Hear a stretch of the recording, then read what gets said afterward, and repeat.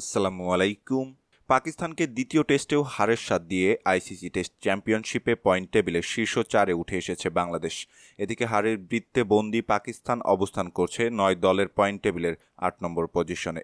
Point টেবিলে বাংলাদেশের উপরে আছে ভারত, অস্ট্রেলিয়া ও নিউজিল্যান্ড, অর্থাৎ টেস্ট চ্যাম্পিয়নশিপের ইতিহাসের ৩ ফাইনালিস্ট।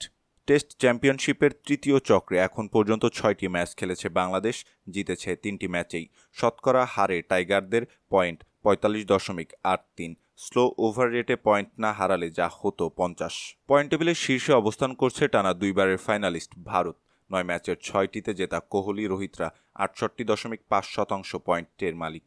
বর্তমান চ্যাম্পিয়ন অস্ট্রেলিয়া ১২ ম্যাচ খেলে ৮ ম্যাচে জিতেছে, তাদের পয়েন্টের হার ৬২.৫০। আর প্রথম আসরের চ্যাম্পিয়ন নিউজিল্যান্ড বাংলাদেশের মতোই ৬ ম্যাচে ৩ জয় নিয়ে আছে পয়েন্ট টেবিলের ৩-এ। ৫০% পয়েন্ট নিয়ে তারা অবস্থান করছে টেবিলের ৩-এ। যদিও বাংলাদেশের পয়েন্ট সমান ৫০ হতো যদি না তাদের স্লো ওভার রেটে পয়েন্ট না হারাতো। ইংল্যান্ড এখন পর্যন্ত ১৫ ম্যাচ খেলে জিতেছে ৮টি ম্যাচ, তাদের পয়েন্ট হার ৪৫। অবস্থান ঠিক বাংলাদেশের পরপরই, অর্থাৎ পঞ্চম স্থানে। এছাড়া ৬ ম্যাচে ২টি করে জয় নিয়ে দক্ষিণ আফ্রিকা ৩৮.৮৯% পয়েন্টে ষষ্ঠ ও শ্রীলঙ্কা ৩৩.৩৩% পয়েন্ট নিয়ে সপ্তম স্থানে রয়েছে। উল্লেখ্য, পাকিস্তানের বিপক্ষে ইতিহাস গড়েছে বাংলাদেশ। টেস্ট সিরিজে স্বাগতিকদের ধবল ধোলাই করেছে টাইগাররা। সিরিজের দ্বিতীয় টেস্টে পাকিস্তানকে ৬ উইকেটে হারিয়েছে নাজমুল হোসেন শান্তর দল।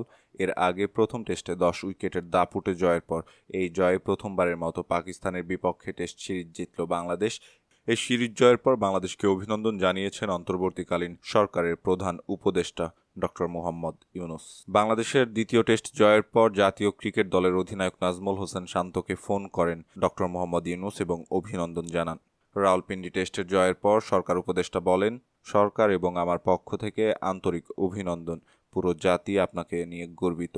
এছাড়া দেশে ফিরলে বাংলাদেশ দলকে সংবর্ধনা দেওয়ার ঘোষণাও দেন অন্তর্বর্তীকালীন সরকারের প্রধান উপদেষ্টা অধ্যাপক ডক্টর মোহাম্মদ ইউনুস।